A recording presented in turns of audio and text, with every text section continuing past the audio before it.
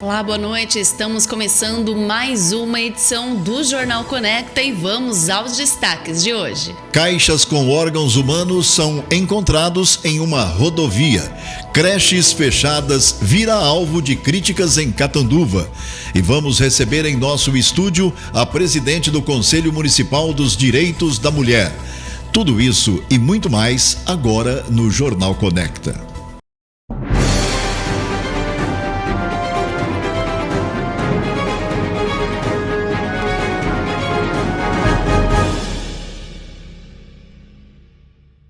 E a gente começa esta edição falando de um caso que chocou as autoridades de Santa Adélia e acendeu um alerta. 2 caixas de isopor foram encontradas contendo pedaços de corpo humano. Tudo indica que seriam órgãos, já que nas caixas estava escrito produto hospitalar. As caixas foram encontradas na tarde deste domingo, dia 17, no quilômetro 356 da SP-310, próximo ao município de Santa Adélia. As caixas foram encaminhadas para Catanduva a fim de passarem por perícia e confirmação por parte das autoridades policiais. As investigações estão em andamento para esclarecer a procedência e a natureza desses materiais. A descoberta dessas caixas gerou um alerta na região, mobilizando esforços das autoridades para identificar a origem e os detalhes desses órgãos. E olha só estes dados divulgados pelo governo do estado de São Paulo. Quase metade dos criminosos soltos em audiências de custódia e que são monitorados com tornozeleira eletrônica foram acusados de violência doméstica. Desde o dia 11 de setembro, quando teve início o monitoramento, até o dia 8 de dezembro, 123 pessoas passaram a usar tornozeleira, sendo 57 homens por violência contra a mulher. A partir do momento em que o agressor é monitorado com a tornozeleira, se ele se aproximar da vítima, automaticamente as forças policiais serão acionadas. São dados alarmantes e, como já divulgamos aqui no Jornal Conecta, aumentaram os casos de violência contra a mulher. O número de medidas protetivas de urgência solicitadas pela Delegacia de Defesa da Mulher, a DDM Online, aumentou 50%. Mulheres que são vítimas de algum tipo de violência, tanto doméstica como familiar, podem denunciar seus agressores por meio de um boletim de ocorrência de forma presencial em uma delegacia de defesa da mulher ou na delegacia do bairro em que ela reside. E para falar sobre esse assunto importante, recebemos aqui em nossa bancada a advogada e presidente do Conselho Municipal dos Direitos da Mulher de Catanduva, a doutora Luísa Helena Marques de Fázio. Bom, então já estamos recebendo aqui a doutora Luísa. Seja bem-vinda ao nosso jornal pela primeira vez, né? Muito obrigada, Natália. Bom, vamos falar de um assunto chato, né? É um assunto delicado, mas é importante a gente trazer esse assunto, ser falado mais, principalmente dentro de casa. É importante a gente falar sobre a violência contra a mulher. Eu acho que esse assunto deveria ser mais debatido na sociedade, né? Então, vamos falar de Catanduva, vamos saber como estão os números aqui de violência contra a mulher. Você percebeu que aumentou o número, por exemplo, de medidas protetivas? Bom, Natália, a gente está aqui em Catanduva há bastante tempo e o Conselho da Mulher, ele existe na cidade, já vai fazer 3 anos. Já vem aí fruto, né, da luta do movimento de mulheres há muito tempo e a gente conseguiu concretizar o Conselho de 4 para 3 anos. Eu fui eleita presidente pela primeira vez e agora fui reconduzida nesse ano. Então, a gente tem acompanhado de perto os números da violência doméstica e familiar contra a mulher aqui no município. Além disso, eu também sou coordenadora da Comissão da Mulher Advogada, advogo na cidade há 12 anos e antes a gente tinha muitos casos de tráfico, roubo, furto e agora parece que só tem casos de violência doméstica e familiar. Então, eu falo que a violência aqui no município alcança números alarmantes. Para mim, eu tenho que é uma epidemia de casos de violência contra a mulher. Que triste esse dado, né? É muito triste. E assim, no meu mestrado, que eu fiz o mestrado lá no Largo São Francisco, na USP em São Paulo, eu estudei a Lei Maria da Penha. Então, desde 2006, quando a lei foi criada, eu tenho acompanhado o processo de implementação, concretização da lei. Então, assim, fato que o número de denúncias também aumenta à medida em que as mulheres vão tomando conhecimento da lei, vão se apoderando, né, das medidas que a lei dispõe. Isso é ótimo, né, é positivo. Tem que ser feito dessa forma. Mas, por outro lado, além delas terem a coragem de denunciar, nós também percebemos, por outro lado, que existe um aumento no número de agressões. Então, isso que preocupa. E esse número varia de cidade para cidade, né? Algumas cidades têm conseguido combater com mais efetividade a violência contra a mulher, mas aqui no nosso município me parece que há um certo descaso, uma certa impunidade, e por isso gera um descrédito nas mulheres, né? Elas ficam até com medo de ir lá e denunciar o agressor. Muitas delas têm medo porque vai chegar muitas vezes na delegacia, ou antes de chegar na delegacia, quando elas chamam a polícia, em algumas vezes a gente tem relatos que a própria polícia não vai, né? Então isso já desmotiva. Muitas vezes, se a mulher tem casos reiterados, ela chega na delegacia, olham para ela e falam: você aqui de novo, né?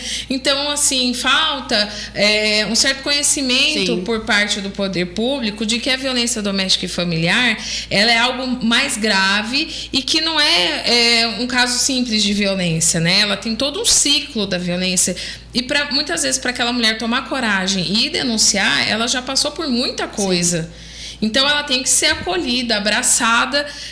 Por isso a gente pensa, né, que a polícia, todo o sistema de justiça criminal deveria acolher essa mulher de uma forma mais efetiva, né? Para não chegar ao crime de feminicídio também, né? É o que mais nos preocupa. Nós temos alguns casos, sim, no município. Não são tantos casos assim, né? As outros tipos de violência, nós temos mais casos, mas existem alguns casos de feminicídio e isso é o que é mais grave, né? Então, como você mencionou aí, existem vários, acho que são 5 tipos de violência contra a mulher. Eu gostaria que você falasse um pouquinho o que é cada um. Eu acho que a pessoa, às vezes, que está assistindo pode se identificar. A Lei Maria da Penha, ela prevê 5 formas de violência doméstica e familiar contra a mulher. Só gostaria de prestar atenção que é contra a mulher, tá? Não importa se ela é uma mulher heterossexual ou homossexual. Mas o entendimento no direito, né, é que não serve para homens. Os homens, se forem vítimas de violência doméstica e familiar, eles têm outros instrumentos. O próprio Código Penal inteiro protege os homens, né? Então, essa violência, ela vai muito além da física, né? Um olho roxo, um braço quebrado, ela tem aí também a moral, né? Violência moral, violência patrimonial. Isso, os 5 tipos que nós estávamos falando, 5 formas de violência previstas na Lei Maria da Penha, né? Então, a violência física, que é a mais comum, que deixa marcas no corpo, né? A violência psicológica, que é o quê? Aquele menosprezo que o homem às vezes trata a mulher, fazendo com que a vítima sinta-se sempre inferiorizada. E é uma situação de tanta violência que, para mim, essa é a pior, porque a pessoa não percebe essa violência. Exatamente. Ela é mais sutil, subliminar, e é muito mais difícil você conseguir se livrar dessa violência. Bom, além disso, a violência sexual. O que é a violência sexual? Forçar relações sexuais, né? Mesmo dentro do casamento, é possível ter estupro. A pessoa não é obrigada, né? Quando não há consentimento, né? Quando a pessoa fala assim, eu quero, ou demonstra que quer. Por exemplo, se a mulher toma algum remédio para dormir, ou, sei lá, tomou alguma coisa que a deixou inconsciente, tudo isso é estupro. Mesmo dentro do casamento, pode ser vítima de estupro a mulher. Ou forçar uma relação, uma prática sexual que essa mulher não tem interesse. Sim. Às vezes, eu não vou enumerar aqui, mas, né, vocês podem imaginar quantas coisas erradas que muitas mulheres são submetidas, erradas assim, né, que não tem consentimento, sim, que elas são submetidas a fazer.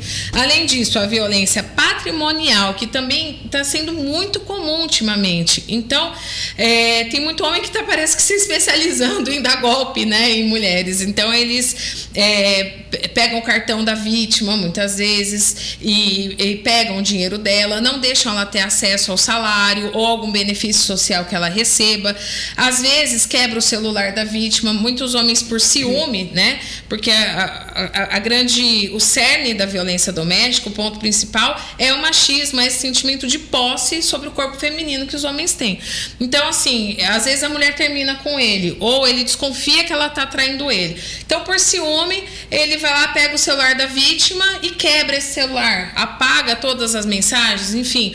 Ou às vezes ele não bate diretamente na mulher, mas ele vai pegar um cachorrinho, um gatinho dela, matar, bater, torturar, qualquer coisa do tipo. Então, tudo isso é violência patrimonial. Pegar as roupas, os sapatos, rasgar, jogar fora, queimar, enfim, né? Que a gente começa a lembrar de tantas situações, então, mas é só para enumerar, porque às vezes alguém que está nos ouvindo pode estar passando por essa situação e não percebe que está passando por violência. Além disso, a violência moral, que é o quinto tipo, que seria, no caso, a violência que há uma ofensa contra a honra dessa vítima, uma injúria, uma calúnia, uma difamação.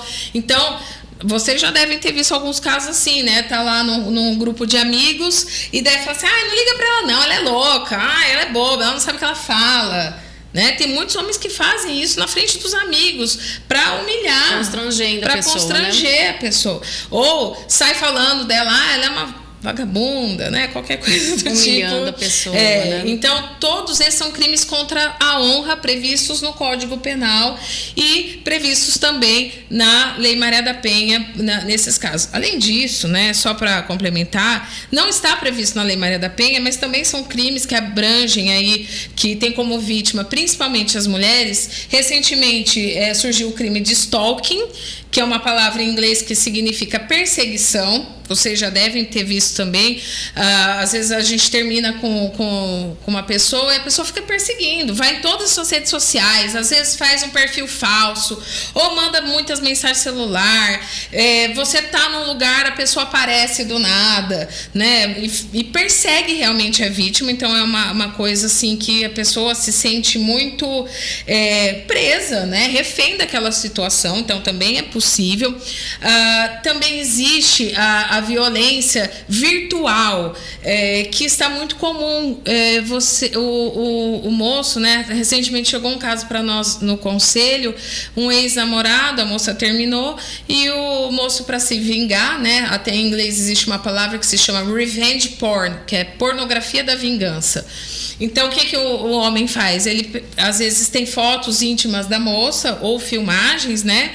E espalha essas imagens, né, para os amigos. Essa é a lei Carolina Dickmann? Legal falar como que a pessoa chega até o conselho, porque muitas vezes ela tem muita vergonha, né, de se expor, de expor o caso que tem acontecido, tem dificuldade de ir na polícia, né, para denunciar o agressor. E tudo isso que a doutora Luísa está falando tem aqui na cartilha, né, a cartilha que ela trouxe aqui, ó, dá para pegar certinho.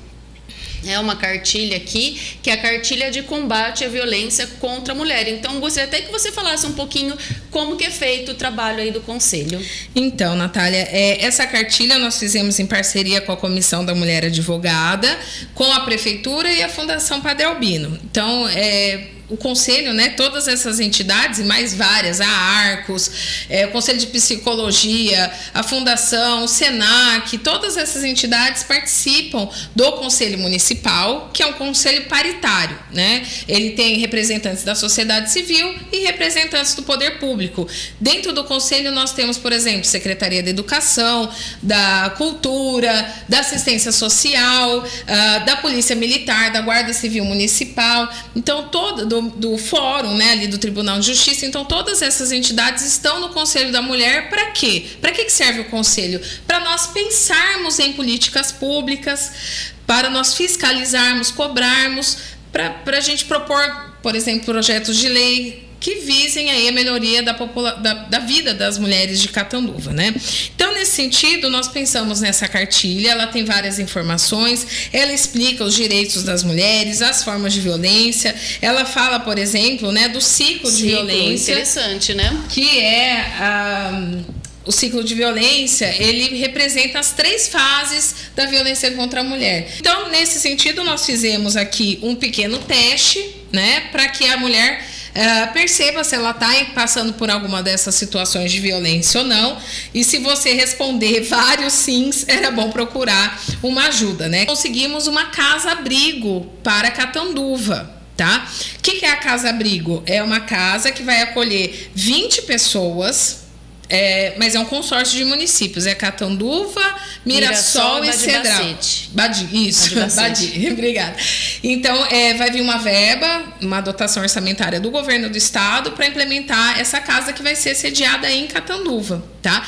E essas 20 mulheres são 20 mulheres que estão, assim, em risco de morte. Não é qualquer caso de violência, são os casos mais graves. E vai acolher as mulheres e também, por exemplo, seus filhos e dependentes menores de 18 então, anos. Então, ali elas passam a morar ali, ser protegidas. Por um tempo pequeno, é uma casa que fica escondida, fica sob sigilo, né? Mas, assim, às vezes essa mulher tem 3 filhos, 4 filhos, então acaba que as vagas são poucas, né? Para 3 municípios. Mas já é um avanço, porque muitas vezes a mulher não tem realmente para onde ir. É hora de dar um basta e a gente reconstruir a nossa sociedade como uma sociedade de paz. Eu já passei, eu pessoalmente na minha vida, né, tô com 41 anos, já passei por várias situações de violência e hoje eu vivo um casamento harmônico, de paz. Então, assim, eu tenho certeza que eu gostaria que todas as mulheres, todas as pessoas pudessem ter uma vida mais tranquila,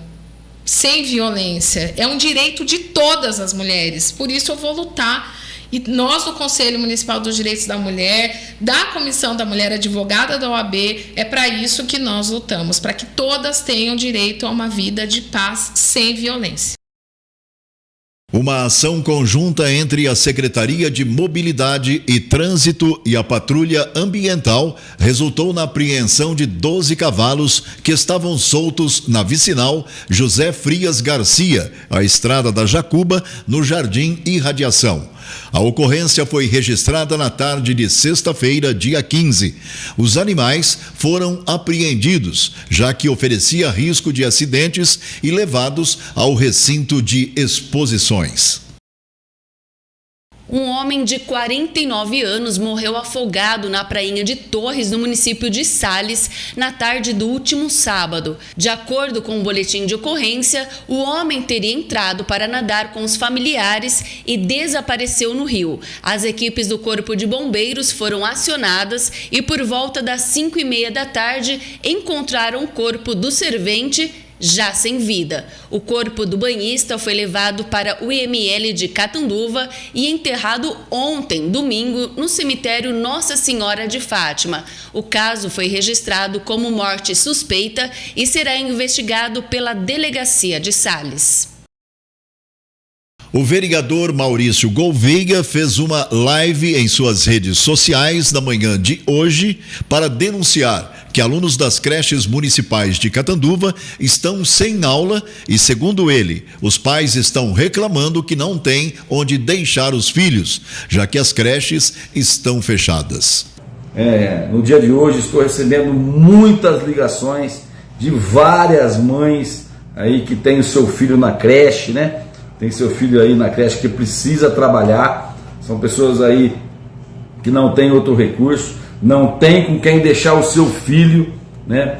E para surpresa nossa, né? A gente já recebeu só no dia de hoje aí dezenas de ligações de mães desesperadas que não tem com quem deixar o seu filho.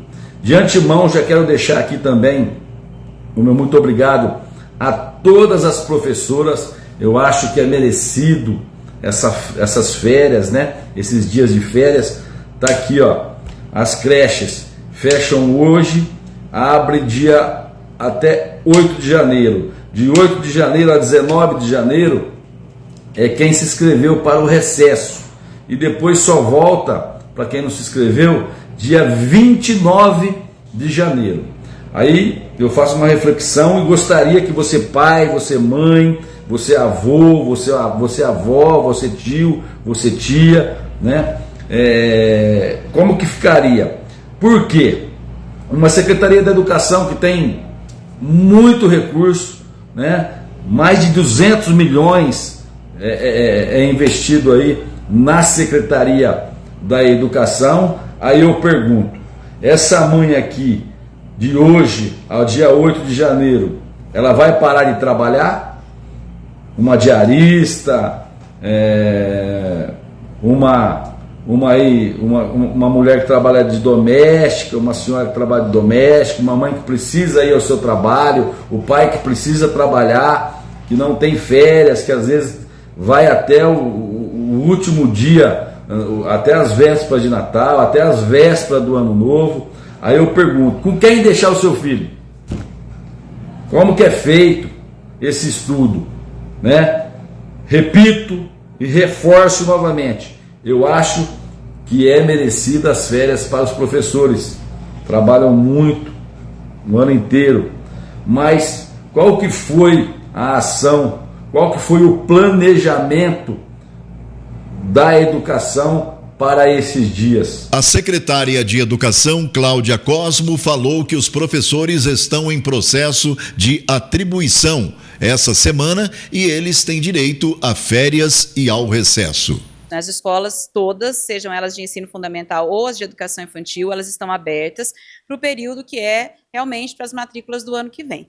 Nós informamos a todos os pais que os atendimentos às crianças de qualquer etapa da educação básica, eles cumprem os 200 dias letivos estabelecidos na legislação federal.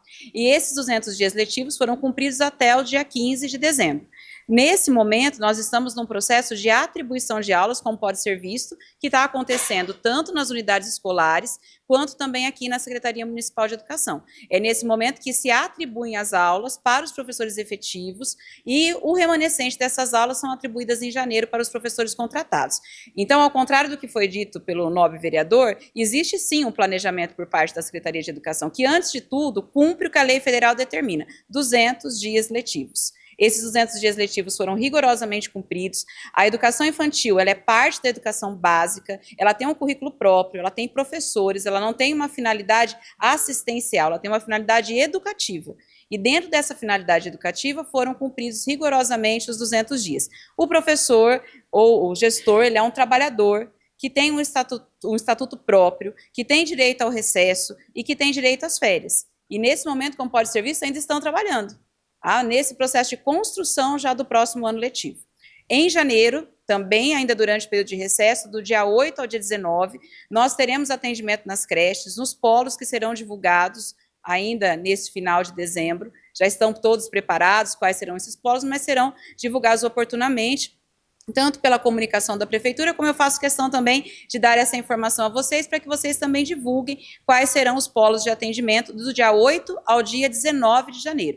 Aí existe uma outra interrupção, que é o momento que as escolas passam por toda a limpeza, a faxina geral, para início do ano letivo, já no dia 30 de janeiro. Então, a educação não para. Esse recesso acontece todos os anos, em qualquer rede, seja ela particular, seja ela pública, seja ela municipal, estadual ou federal, existe esse momento do final do ano, que é um momento de recesso e de preparação do ano seguinte, em que realmente não tem atendimento nas unidades escolares de qualquer etapa. Olá, já disse isso tantas vezes que me sinto íntima. Lembro de quando encorajei seus passos, ouvi seus planos e te aconselhei. Quando o coração bateu mais forte, ajudei você a ir adiante. Também trouxe notícias que mudariam seu mundo e fiz questão de cuidar dele, sem medir esforços para isso.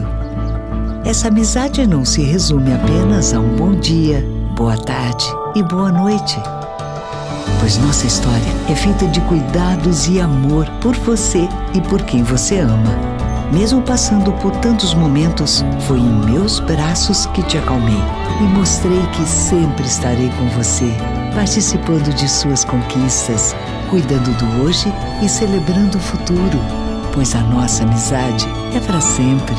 Unimed Catanduva, 50 anos. é para sempre. O Jornal Conecta termina aqui. Obrigada pela sua companhia e uma ótima semana para você. Uma boa noite para você, bom início de semana. Amanhã a gente se vê.